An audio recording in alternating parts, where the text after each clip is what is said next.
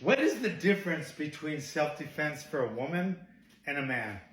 So as always, check out that original video for full context, but this is a discussion regarding self-defense and why it would be different between men and women. Now, of course, the vast majority of self-defense isn't actually the physical combative skills.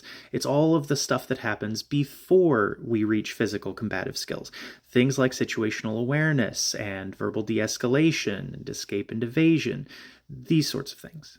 Now, when we get to the actual physical combative skills, there's not much difference between the techniques you'll teach men and the techniques that you'll teach women.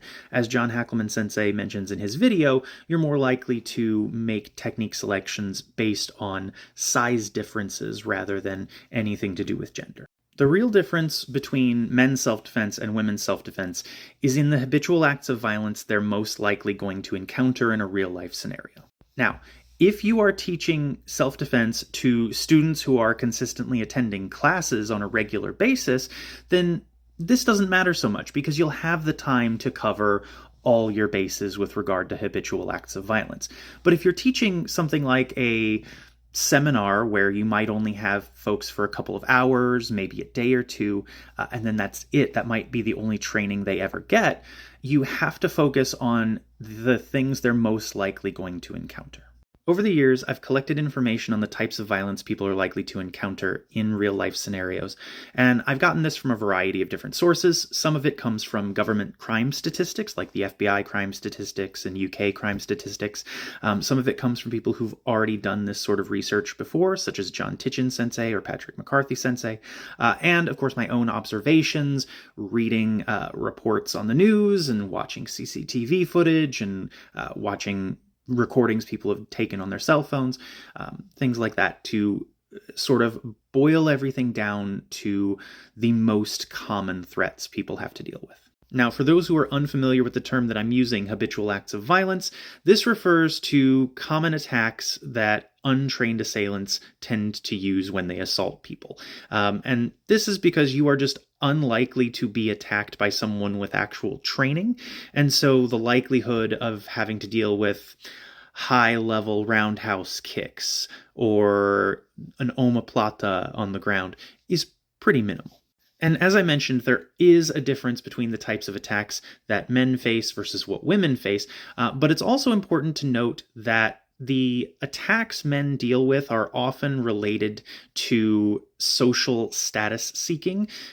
Most of the violence that men encounter is from other men, and primarily when they are younger and often when they are inebriated. And there's a lot of status seeking violence that happens in that environment, so that does affect some of these statistics.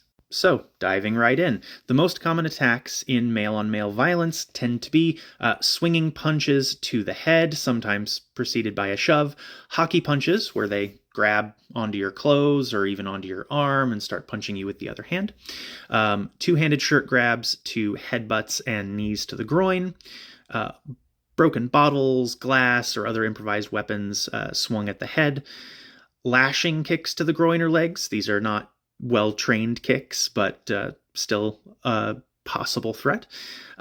Broken bottles or glass jabbed at the face rather than swung. Slashing, hacking, and stabbing with a knife.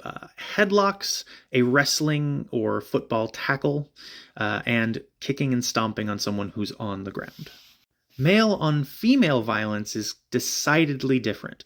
We are more likely to encounter threats with a weapon, being grabbed by the arm to drag them away, being rushed from behind and put into a headlock or grabbed around the waist and pulled away, being pinned to a wall, especially by a throat grab, sometimes with a weapon, grabbing the hair and being drug away. Swinging punches to the head comes in after all this, whereas it was the first thing men tend to deal with. Being shoved from the front or from behind, being pulled down to the ground from behind, being slapped, and then finally being kicked or stomped on the ground.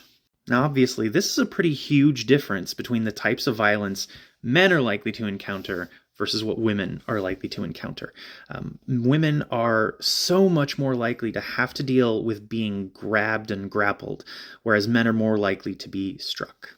Now, in situations where a woman is actually the perpetrator of the violence, we get sort of a mix of attacks between what we see in male-on-male violence and what we see in male-on-female violence.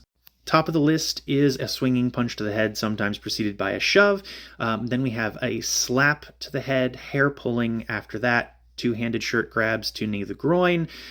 Then we get into bottles, glass, improvised weapons being swung at the head, lashing kicks to the groin, headlocks, scratching the face, and then kicking and stomping on a prone opponent. So, all that said, to answer the question posed at the beginning of the video, there's not really much difference between the techniques you're going to teach men and women, but you do need to be teaching men and women what types of attacks they are most likely to encounter, and if you have limited time to teach them, you should focus on the most likely attacks they're going to have to deal with. But if you are teaching in a class setting where they're attending on a regular basis, then you've got the time to cover everything.